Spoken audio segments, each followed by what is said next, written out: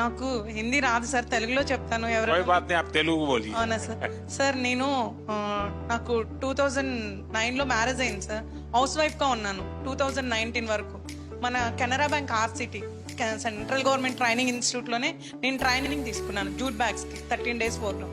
Bank లో చెప్పి నాకు 2 lakhs loan, Mudra loan sanction చేయించేసాను. అప్పుడు నేను 2019 నవంబర్లో నా బిజినెస్ స్టార్ట్ చేశాను.